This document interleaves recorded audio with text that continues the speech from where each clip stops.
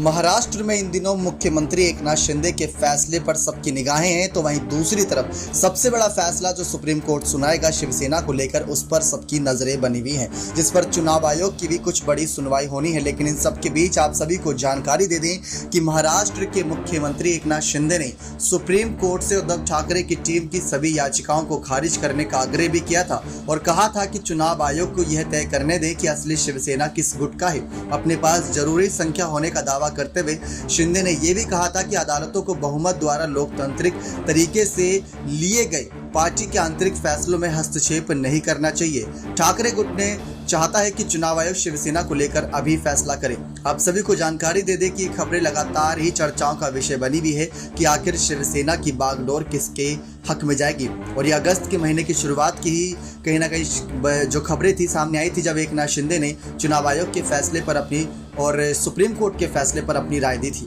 चुनाव आयोग को शिंदे की अगुवाई वाली बागी विधायकों की अयोग्यता की मांग करने वाले याचिकाओं पर फैसला आने तक कोई निर्णय लेने से रोके। असली शिवसेना कौन है का सवाल पहले से ही चुनाव आयोग के पास है, जिसने 8 अगस्त तक दोनों पक्षों से सबूत मांगे थे। ये खबरें थी जिसके बाद वे मामलों की सुनवाई करेंगी।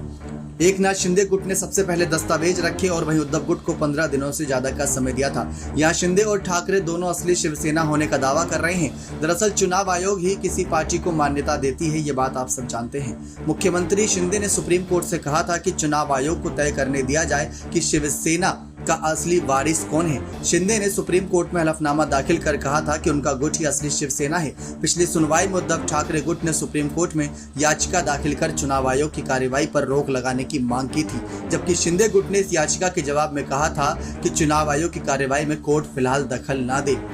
एकनाथ शिंदे ग्रुप ने चुनाव आयोग में अर्जी दाखिल कर खुद को असल शिवसेना घोषित करने की मांग की थी। इस पर चुनाव आयोग की कार्यवाही लगातार जारी है। उद्धव ठाकरे गुट ने सुप्रीम कोर्ट में इस कार्यवाही पर रोक लगाने की मांग करते हुए कहा कि जब तक बागी विधायकों की अयोग्यता पर सुप्रीम कोर्ट का फैसला नहीं आ जाता, तब तक चुनाव आयोग को कोई कार्यवाही नहीं करनी चाहिए।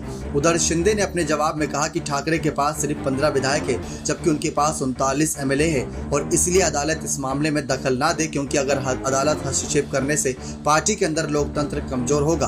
गौरतलब है कि उद्धव ठाकरे जब मुख्यमंत्री थे तब तत्कालीन डेप्यूटी स्पीकर ने शिंदे गुट के 16 विधायकों को अयोग्यता का नोटिस जारी किया था। अभी ये मामला सुप्रीम कोर्ट में लंबित है। शीर्ष न्यायालय को तय करना है कि विधायक अयोग्य हुए हैं या नहीं। इसलिए ठाकरे गुट चाहता है कि पार्टी की मान्यता से पहले विधायकों की अयोग्यता का मामला तय हो जाना चाहिए। लेकिन इस मामले पर सुप्रीम कोर्ट और चुनाव आयोग के फैसले पर सभी की निगाहें बनी हुई है। नेक्स्ट 9 न्यूज रूम की रिपोर्ट।